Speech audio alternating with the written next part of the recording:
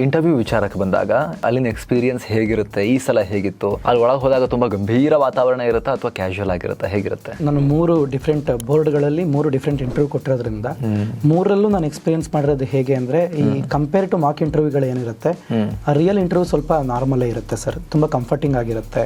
ಮತ್ತೆ ಅಲ್ಲಿ ಹೋಗಿದ ತಕ್ಷಣ ಅವ್ರು ನಮ್ಮನ್ನ ಕಂಫರ್ಟ್ ಮಾಡ್ಲಿಕ್ಕೆ ಟ್ರೈ ಮಾಡ್ತಾರೆ, because they have the huge respect for us. ಅವ್ರಿಗೂ ಕೂಡ ನಮ್ಮ ಮೇಲೆ ತುಂಬಾ ರೆಸ್ಪೆಕ್ಟ್ ಇರುತ್ತೆ.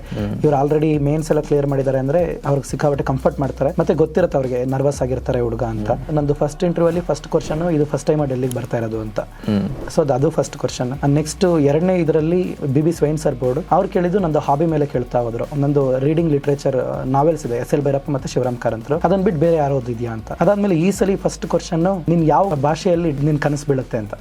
ಸೊ ಈ ರೀತಿ ಒಂದು ರೀತಿ ತಮಾಷೆಯಾಗಿ ಸ್ಟಾರ್ಟ್ ಆಗುತ್ತೆ ಸರ್ ಇಂಟರ್ವ್ಯೂ. ಕಂಫರ್ಟಿಂಗ್ ಆಗಿ ಇರುತ್ತೆ, ಯಾರು ಕೂಡ ಗ್ರಿಲ್ ಮಾಡೋಂಥದ್ದಿರಲ್ಲ, ಯಾರು ಕೂಡ ಫೋರ್ಸ್ಫುಲಿ ಕೇಳೋಂಥದ್ದಿರಲ್ಲ, ಮತ್ತೆ ಗೊತ್ತಿಲ್ಲ ಅಂದ್ರೆ ನಾವು ಹಾನೆಸ್ಟ್ ಆಗಿ ಹೇಳ್ಬೋದು, ಯಾವುದೇ ರೀತಿ ಇರಲ್ಲ ಸರ್. ಅಂದ್ರೆ ನಮ್ಮ ಫ್ಯಾಮಿಲಿಯಲ್ಲಿ ಒಂದು 4 ಜನ ಎಲ್ಡರ್ಸ್ ಜೊತೆ ಮಾತಾಡ್ತಾ ಇರ್ಬೇಕಾದ್ರೆ ಯಾವ ರೀತಿ ಫೀಲ್ ಆಗುತ್ತೆ, ದ ಸೇಮ್ ಫೀಲಿಂಗ್ ಬರುತ್ತೆ. ಫುಲ್ ವಿಡಿಯೋಗಾಗಿ ರಿಲೇಟೆಡ್ ಲಿಂಕ್ ಕ್ಲಿಕ್ ಮಾಡಿ.